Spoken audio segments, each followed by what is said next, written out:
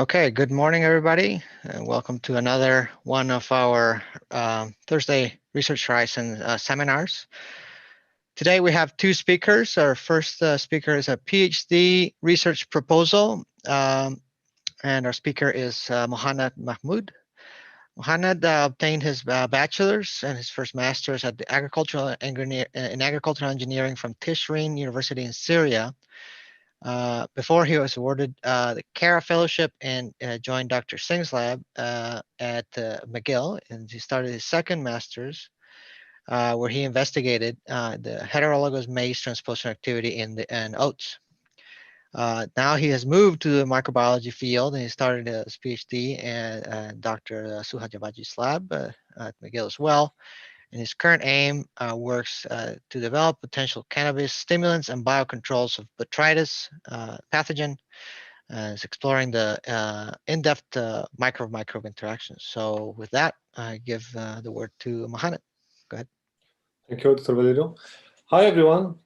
Thank you for being here. Today, I'm going to present the proposal of my research, the antimicrobial and the plant growth promotion activity of the microorganisms associated with extracts of industrial hemp. I will start with a brief introduction, and then moving to the objectives and hypotheses, and then going through the methods, sharing some results I got, and finally the outcome and timeline of my research. Originated in Himalaya, hemp is one of the oldest crops worldwide, with a wide range of applications ranging from food to biofuel production. That's because its high-quality fiber, seeds, and pharmaceutical applications of its content of cannabis oil. The global trade of hemp planted for fiber and seeds was 5 billion USD, while the global trade of the industry of CBD alone is estimated to hit the 60 billion USD within the next few years. Hemp also is an important eco-friendly crop because it can improve the soil quality, it has low herbicides input, and high adaptability to different climatic regions. In Canada, hemp is defined as any cannabis plant has lower than 0.3% THC, the psychoactive compound, in any part of the plant.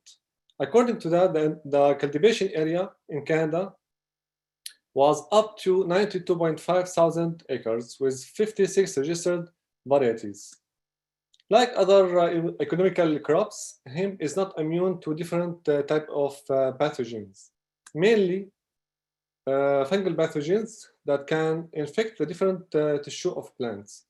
In our research, we'll focus on Botrytis cinerea, the causal agent of gray mold disease. This necrotrophic fungal pathogen can produce a wide range of degrading enzymes, reactive oxygen species, and phytotoxins. For example, botryoidal and botulic acid, which are important for its necrotrophic and survival and virulence activity. This pathogen also has two life cycles, sexual and asexual, and different attack modes, which explain its long host list up to or over 800 plant species, causing a global annual loss of up to 100 billion USD. Several methods are used to control Botrytis cinerea, but the chemical fungicides are still dominating the market. However, these chemicals have harmful effects on the ecosystem and human health. And interestingly, the high genomic plasticity of this pathogen can help it to develop resistance against a wide range of such chemicals. As alternative, in the market there are also biofungicides, which mainly derived from plants and friendly microbes, mainly bacteria and fungi that are living in and around the plant and can enhance the plant by different pathways. For example, it can have direct antagonistic activity against phytopathogens by producing active secondary metabolites. They can improve the plant nutrients uptake. They can produce similar phytohormones, and also they can induce the plant defense system against its abiotic and biotic stressors. In Canada, few microbial-based biofungicides are registered for cannabis use. And interestingly, these microbes can be present in the plant sap and known as endophytes, and can be transmitted vertically via the seeds to the generation advance. And also, several studies reported that they can be associated with plant seeds oil. However, no study has investigated the presence of microbes in hemp seeds oil and sap. But why are we interested in sap endophytes? Because sap is an environment rich of stress signals, nutrients, and phytohormones. So we assume that microbes, beneficial microbes present in sap, can contribute in plant defense and growth. And why we are interested in oil microbes? Because microbes, mainly bacteria living in oil, tend to produce biosurfactants, which are active substances well known in industry and mainly in agriculture application as using for pest controls. And also, microbes interact with oil tend to form biofilm to protect itself and to adapt with this harsh environment. And this biofilm is important in agricultural application because it improves the relationship between the plant roots and the bacteria, and so improve the nutrients exchange. So moving to the main objective of my study, we need to characterize the antimicrobial and the plant growth promotion activity of the beneficial microbes associated with the industrial hemp sap and seeds oil, and investigate the potential bacterial biocontrol botrytis cinerea interaction in deep. Moving to the first objective, we will characterize the bacterial strains associated with different cultivars of hemp seeds oil and sap using culture-dependent and independent methods, because we assume that these methods can identify and characterize the microbes present in both sap and oil. For this objective, we will use 4 cultivars. We'll extract the sap or get the seeds oil, and using different culture media, we will grow these microbes and select the bacteria based on the phenotype, and then performing partial sequencing to identify their species. So as a result of sap extracted from 4 cultivars, we got 26 isolates, while from seeds oil, we got 11 isolates. I should mention here that because of quarantine, we couldn't get the samples from the company, so we got sample oil from the market, and this oil may extracted from a complex or mix of cultivar seeds. However, the partial sequencing show that all these 11 microbes are bacteria, and they belong to 2 genera which are well known as endophytes and also in the agriculture industry. Moving to the second objective, we need to know also if these microbes can present or can have biostimulation activity. So we will select the top performing bacterial strain and then extract thereof for their antimicrobial activity against botrytis cinerea. And we assume that these microbes present in sap and oil tend to have several or to produce several antimicrobial substances. So as we see in this diagram, and as I mentioned before, these beneficial microbes can help the plant in different pathways. But the first objective, we will focus on their ability to produce antifungal and antibiotic substances. We will use different assays to test this ability. And these assays are divided on 2 groups. Like the first group is to test the live culture activity, and the second group to examine their extract thereof. Why? Because if the extract of the bacteria can have antimicrobial activity, it's good for an industrial application. We will use 3 biological replication, beer test, and one-way ANOVA with stoichiometrist test to analyze the data.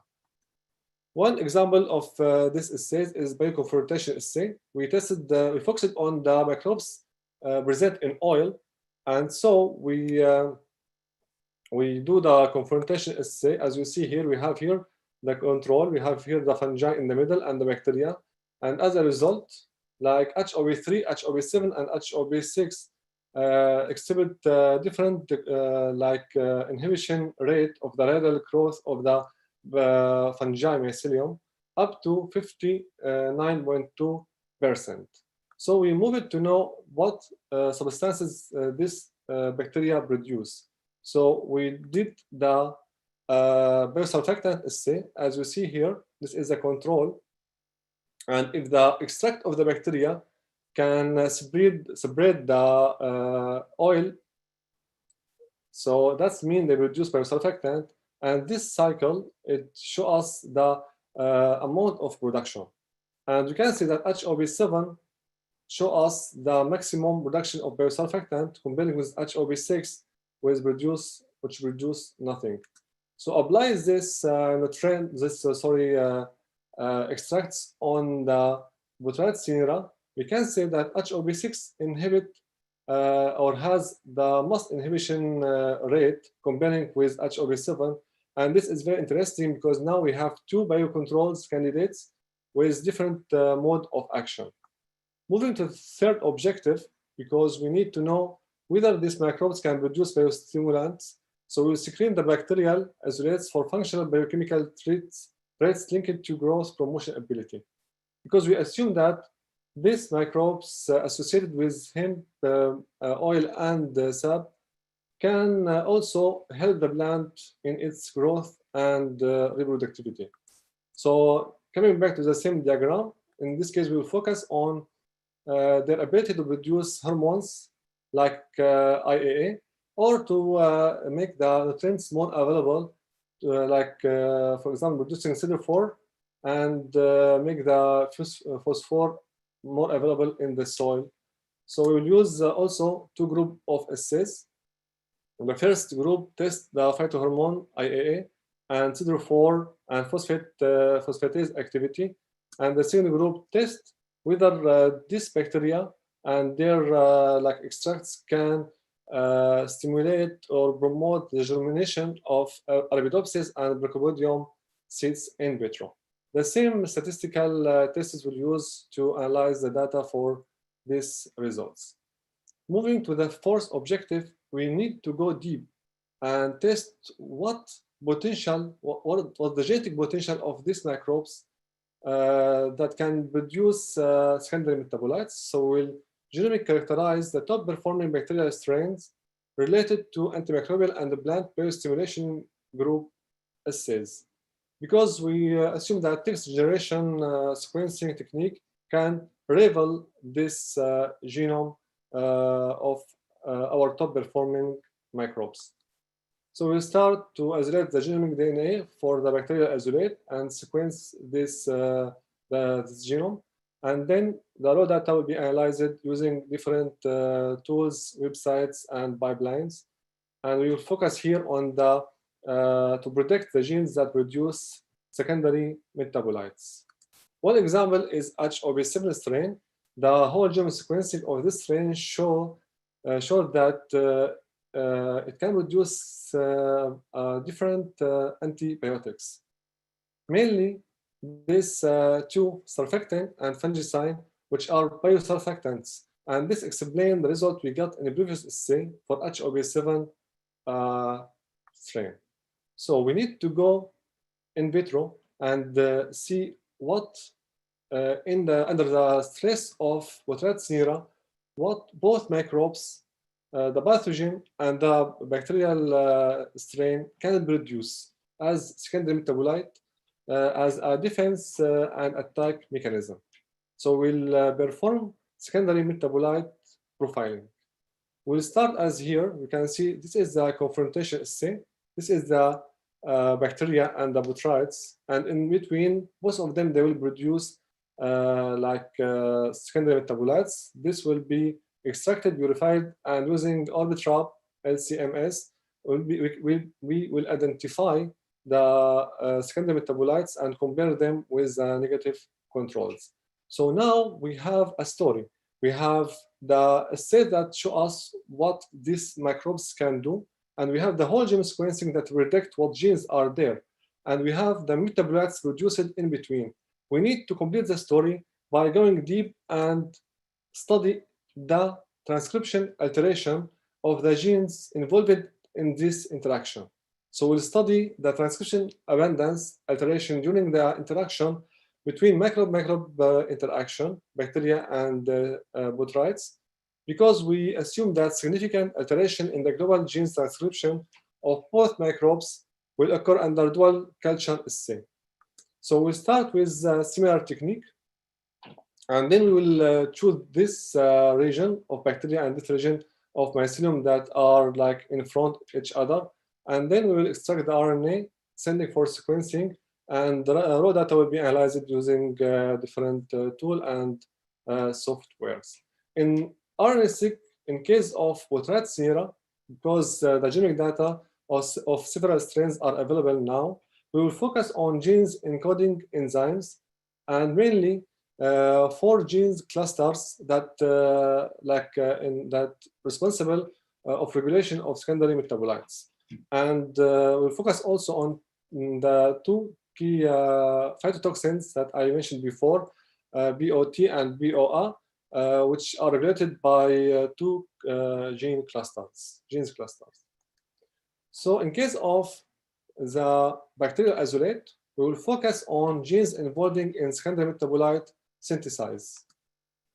As I mentioned before, some of bacteria tend to produce biosurfactant, and in those we'll focus on lipopeptides, which are well known in agriculture applications. And in case of non-biosurfactant bacteria, we'll focus on polyketides that are which are active substances with wide range application, not only in agriculture but also in human health. So because my research is part of 50% industrial and 50% fundamental or scientific, so my research will contribute in science by the first time we'll explore the microbes surviving in hemp sap and seeds oil, and by getting valuable genomic data for the microbial strains, and by understand the biochemical and genetic behavior of both bacteria and botrytis in the culture or confrontation assay. While for industrial, we'll focus on identification and isolation of possible cannabis growth promotion bacteria, and providing at least 1 new commercial biocontrol for botrytis cinerea that can be extended to marijuana and other economical crops, like for example strawberry. And as my outline, so in next year I will do the first, second, and third objective. The fourth and fifth objectives will be performed in winter and summer term 2021, while the last objective will be performed in fall term 2022 and winter term 2023. My thesis writing and PhD defense will be performed in summer term 2023. And finally, I would like to thank Dr. Suha Jabeji and Dr. Andre Bullet, my supervisors, and my committee members, Dr. Jibi Sharon and Dr. Philippe Siga, and the Fun Lab team. And thank you all for your attention. Okay, thank you, Mohamed. We have a few minutes for questions. So if you have a question, feel free to type it into the chat or unmute yourself and ask a question.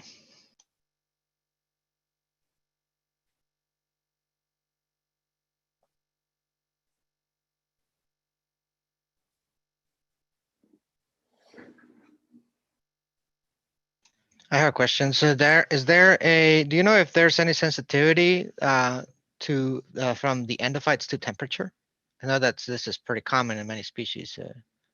Yes, actually there are several climatic conditions that can affect the endophytes, mainly the pH, for example, and also the temperature. So yes, I assume there's relationship. And this is very important also in the regulation of the biocontrol, because it's very sensitive. So that's mean we cannot store it, for example. Yeah, that's very interesting. When I used to work in forages, there was in fact, a big commercial aspect of forage seed commercialization was the maintaining the the endophytes alive because they provided a lot of protection to Italian and perennial ryegrass. But there was also a sensitivity there to the production of ergovaline, I think it was.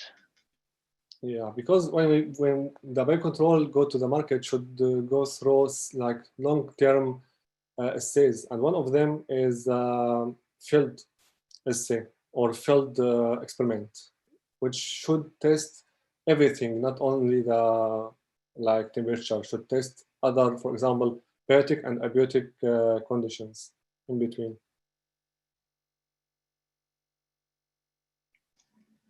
Thank you. Any other questions?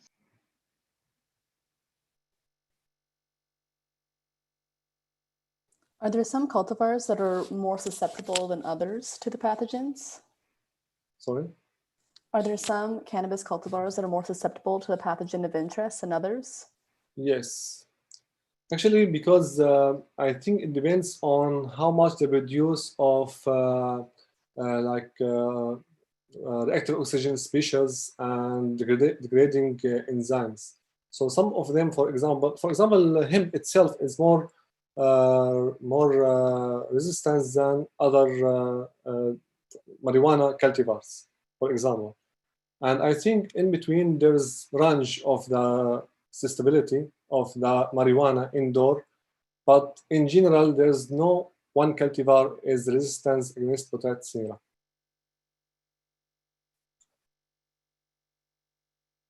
I hope this answers your question, if this is what you want to know. No, it was great. Thank you.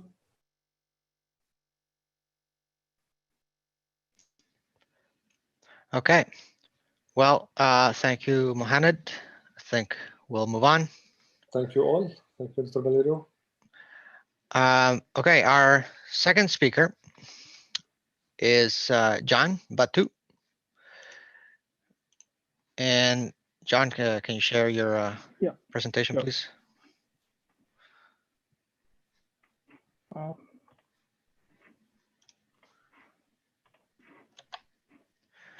Okay.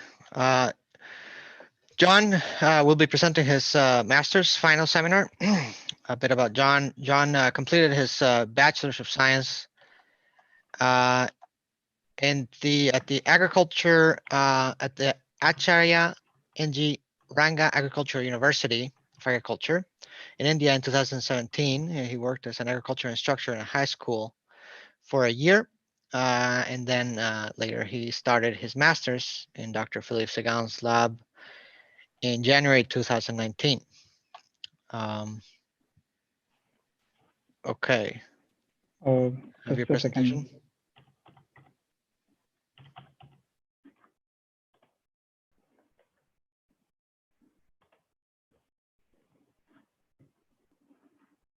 Yeah, I don't know why it was logged out.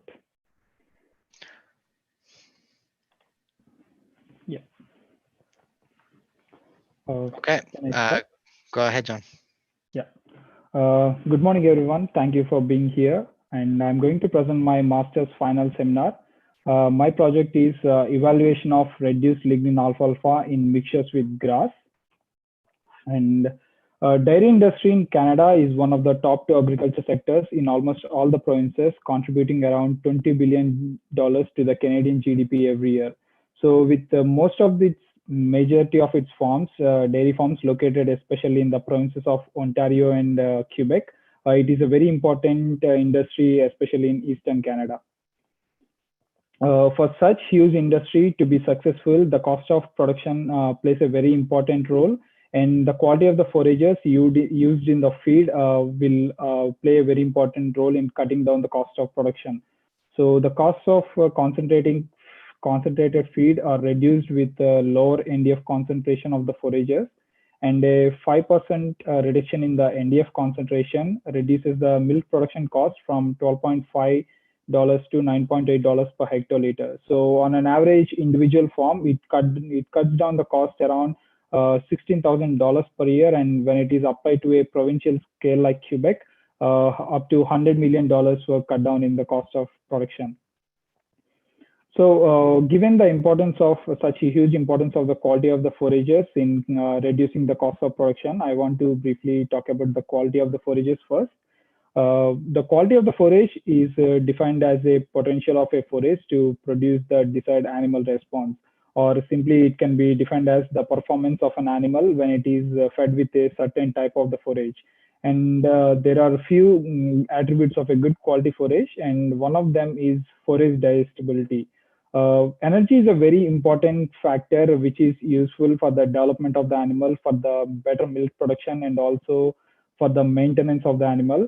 And this energy is derived from the digested feed in the cow's rumen, and absorption of energy is done from the digested material. So forage digestibility is a very important attribute, which where the higher forage digestibility ensures the higher quality of the forage.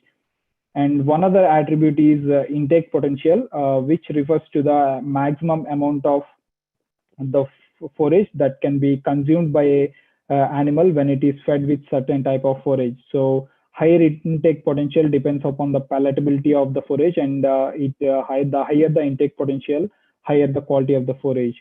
And there are other attributes which like protein content, the amount of crude protein percentage in the forage, and also the fiber and mineral content also is a good attribute of deciding the quality of the forage. And there are several factors which influence the quality of the forage, such as plant maturity. As the plant matures from vegetative stage to reproductive stage, the amount of fiber in the plant increases, and the crude protein decreases. And so the quality of the forage decreases gradually as the plant matures. And one other factor is leaf to stem ratio. It is important to maintain higher leaf to stem ratio during harvest. So because the leaves has less fiber compared to the stems, and the higher leaf to stem ratio ensures the higher quality of the forage. And cutting schedules are also important in influencing the quality of the forage, where we can manage the cutting schedules in the growing season, and we can in turn influence the quality of the forage. And there are other factors like temperature, which influences the anabolic and catabolic functions of the plant cell wall, and also the soil types that the forages are grown, and the cultivars of varieties used also influence the quality of the forage.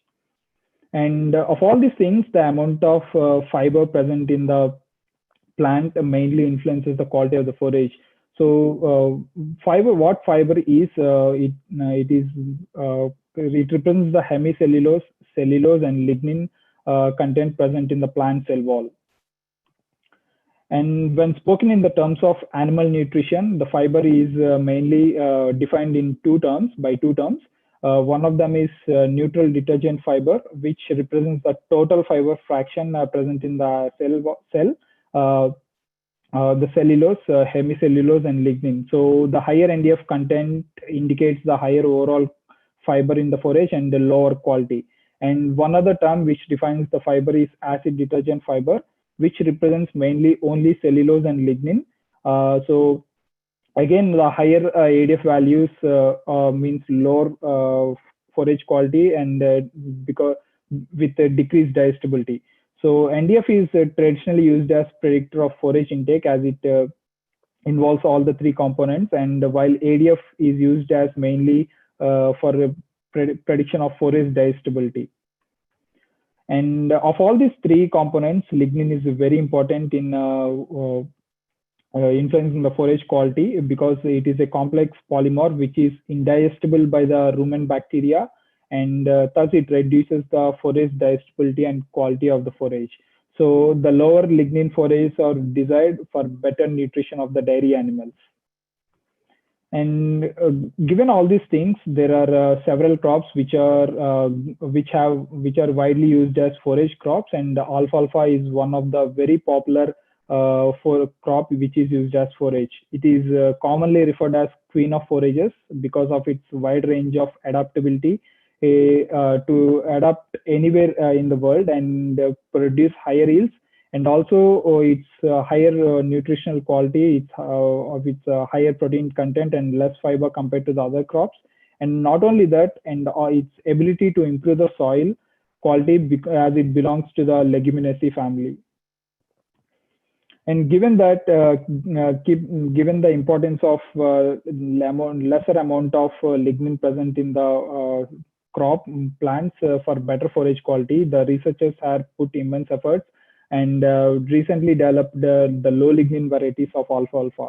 These low lignin varieties of alfalfa were developed mainly by two methods. One of them is by genetic engineering, where the different enzymes which are responsible for the lignin biosynthesis, which are the precursors of the lignin biosynthesis, were targeted, and these are downregulated and suppressed.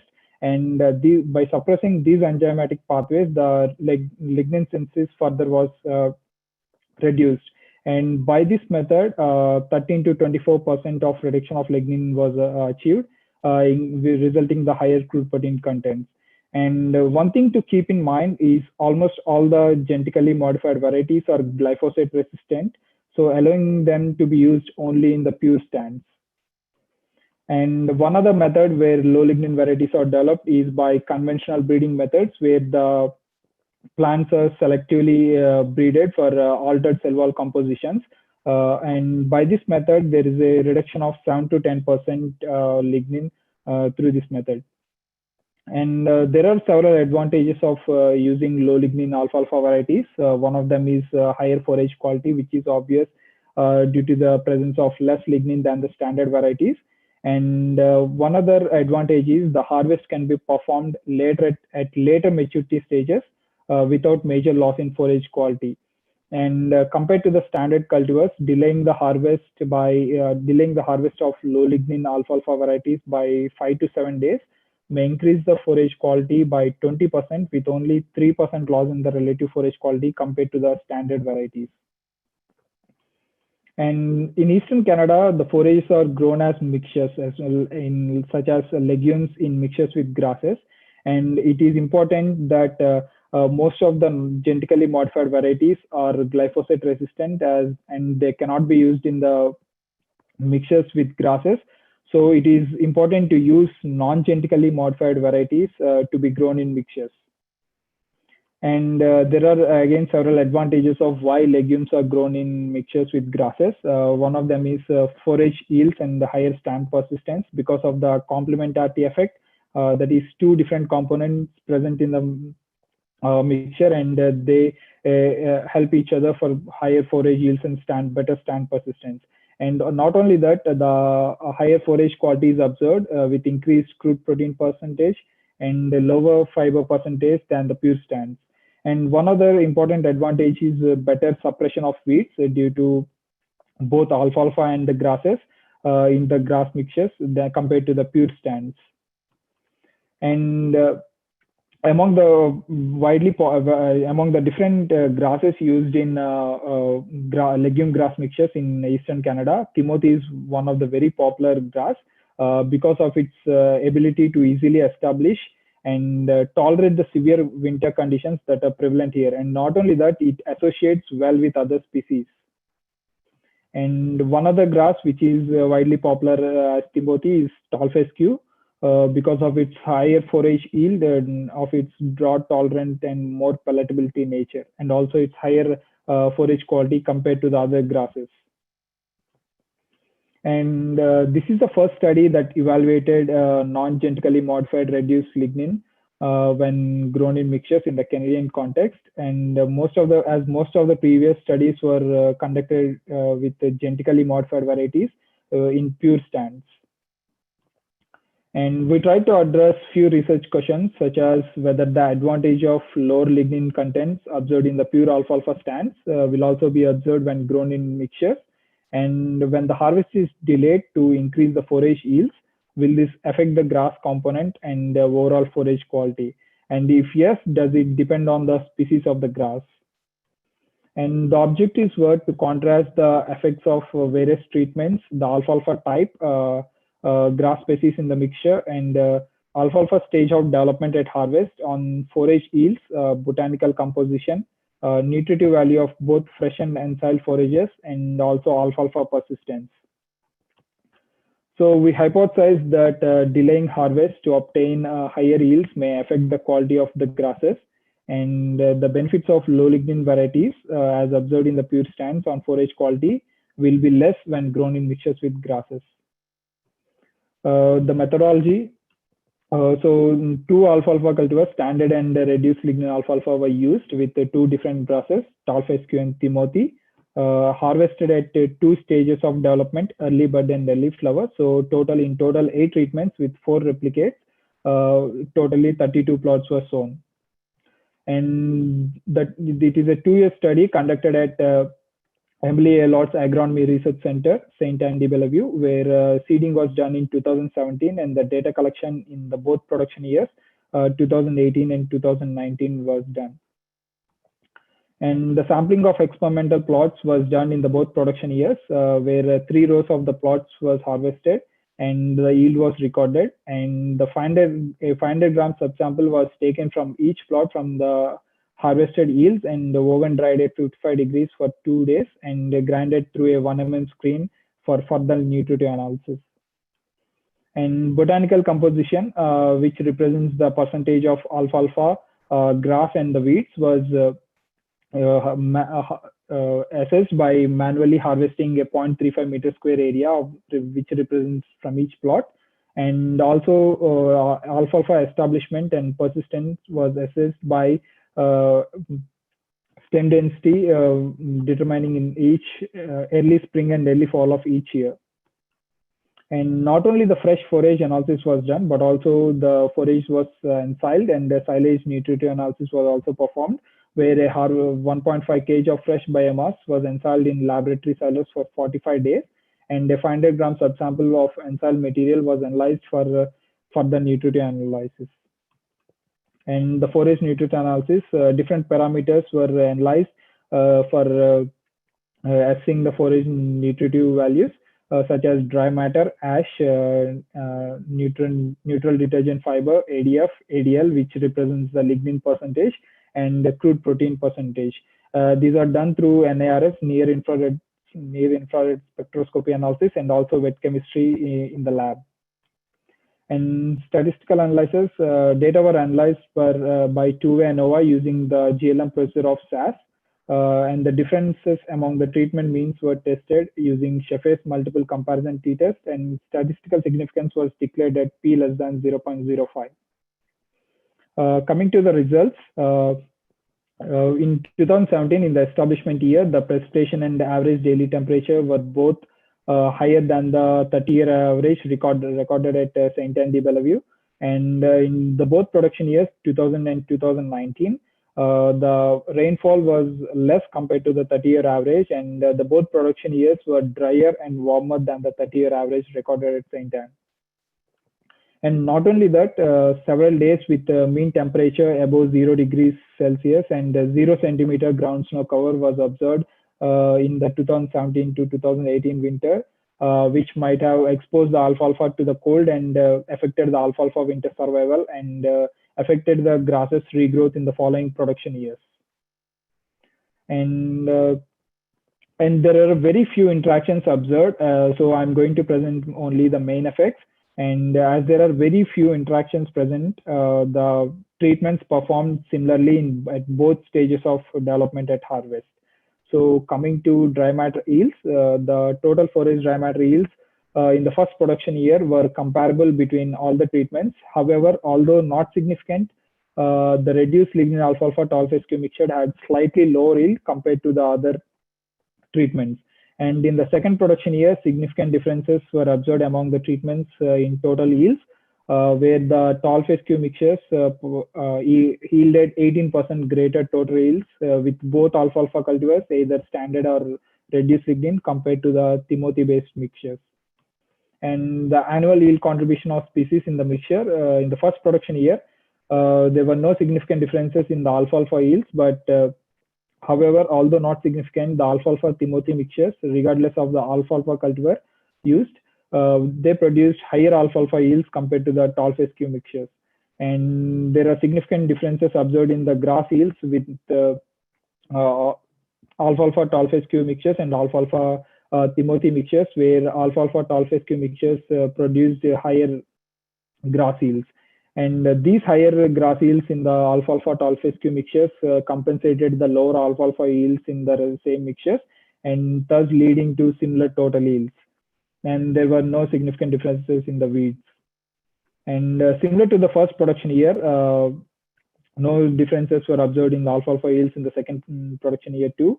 And again, differences were observed with higher alfalfa tall-phase-Q yields in higher grass yields in alfalfa tall-phase-Q mixtures compared to the Timothy-based mixtures. And almost the grass yields were double in the tall-phase-Q mixtures compared to the Timothy mixtures. And although there were no significant differences in the weed yields, but there was slight increase in the yields of weeds compared to the first production year. And annual total species forage yields at the stage of development at harvest in both production years, the total alfalfa grass yields were significantly higher when the plants were harvested at early flower stage, except for the weeds. The weed yields were much less in the early flower stage, which might be due to the increase in alfalfa and grass yields compared to the bud stage, and they might have suppressed the weeds in the early flower stage compared to the early bud stage. And staging to mixture interaction effects were observed only in weeds in both production years.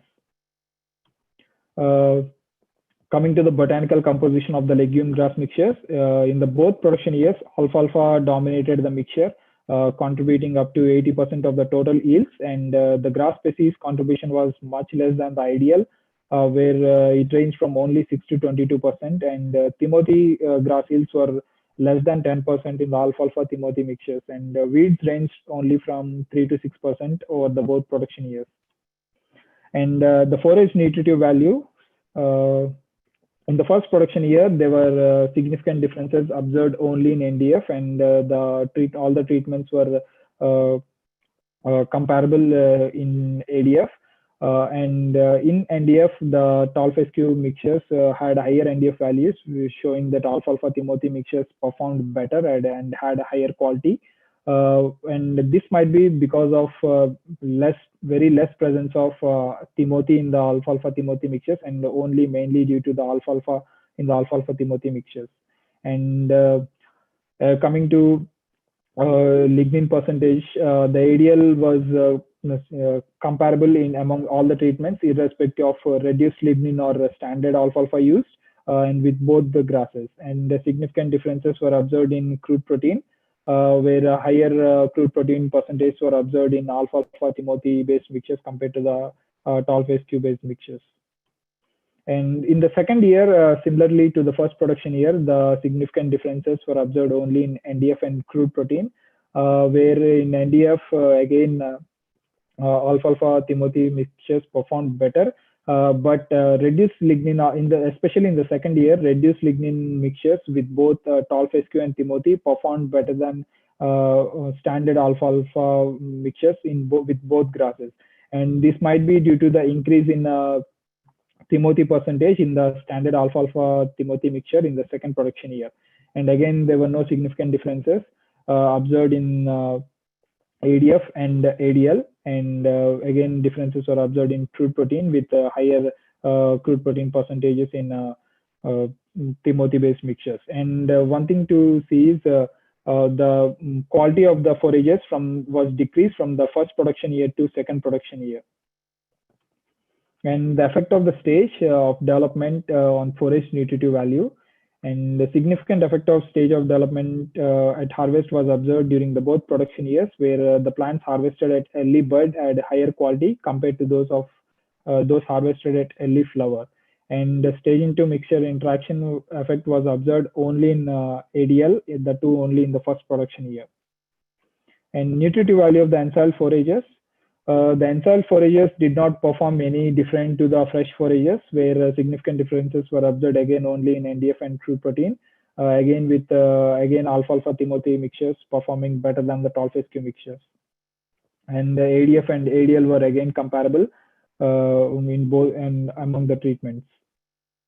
And the effect of the stage of development at harvest on silage nutritive value, again, similar trend was observed with like in the fresh forage, where the plants harvested at early bud stage had higher quality compared to the plants harvested at early flower stage. So coming to the conclusions, the tall fescue performed better than Timothy in terms of yields under current climatic conditions, irrespective of the alfalfa cultivar used, whether with standard or reduced lignin alfalfa, and also lower quality of the alfalfa tall fescue mixtures was compensated by their higher yields. The stage of development at harvest had a significant effect on both yields and the quality of the legume grass mixtures. So, and but in terms of botanical composition, the alfalfa dominated the mixture, contributing the most of the total forage yield. And the reduced lignin alfalfa failed consistently to improve the nutritive value of alfalfa grass mixtures, although there were significant differences observed in NDF, but overall it failed consistently to improve the nutritive value of alfalfa grass mixtures compared to the standard alfalfa cultivars, which shows that it has limited potential locally. And finally, first of all, I thank God for everything He has done in my life, and I thank Dr. Phillips again for believing in me and giving me this great opportunity to pursue my master's in his supervision, under his supervision, and constantly guiding me and giving me valuable advices throughout my master's. And I thank Dr. Sham for making this project possible through funding through Belial, and also motivating me and giving me advices whenever I need through these 2 years. And also I thank Dr. Arif Mustafa for allowing me to use his lab and teaching me all the lab techniques and in the nutrient analysis, and also suggesting me and giving me advices. And I thank Caroline, who is my research assistant, from whom I learned a very great deal throughout 2 years. And I could say I could have not completed without her help. And also I thank all of my lab mates who helped me in the field work and also supported me in throughout these 2 years. Thank you. Okay, thank you, John. Okay, we have about 13 minutes or so for questions, a few minutes for questions. So again, if you have any questions, please go ahead and unmute yourself or type them into the chat. As well, for those joining us on YouTube, I will be monitoring that chat, and I can transfer your question over to the speaker.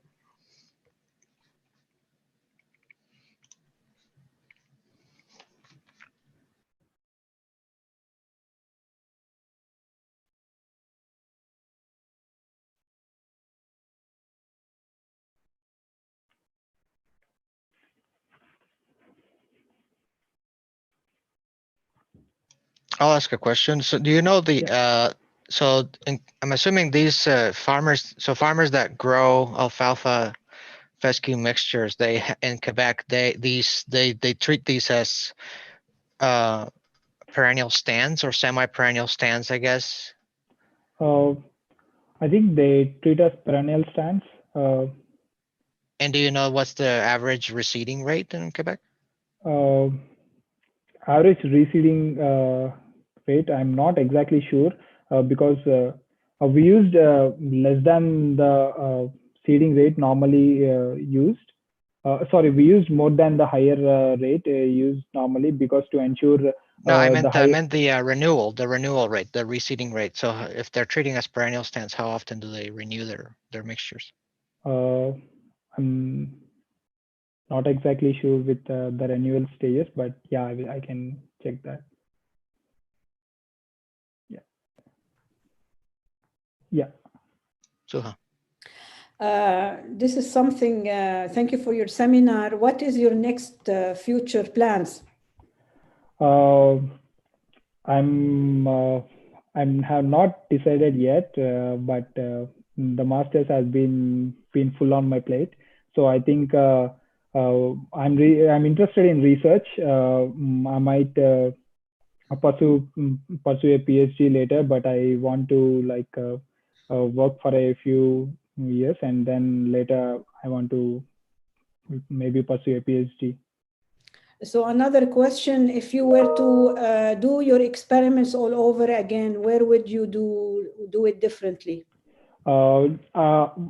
Doing it differently, I would actually try with more grasses because there are also other alternatives for Timothy and Timothy used, which is popularly, and also I would try using it, doing it in more than one location, to 2 to 3 different locations, like in Laval and other places in more northern regions of the Quebec, because in some studies, previous studies. Tall fescue also performed better or almost equivalent to Timothy in terms of nutritive value. So I would see under current climatic conditions, these were the results with my project, but I would see growing it in different conditions and also with other grasses. Thank you.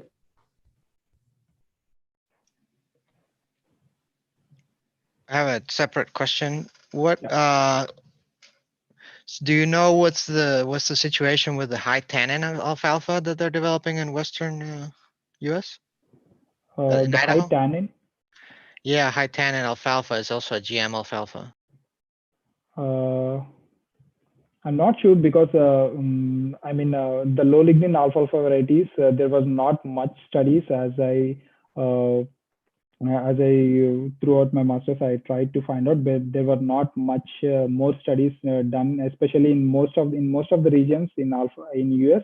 Most of the studies were conducted with genetically modified varieties. So all the studies were conducted either in monocultures and also with genetically modified varieties. So I'm not entirely familiar with studies with non-genetically modified varieties. But in Canadian context, this is a first study we are doing with non-genetically modified, as Quebec, especially in Quebec, the farmers are not welcome or doesn't welcome very much the genetically modified crops. Thank you.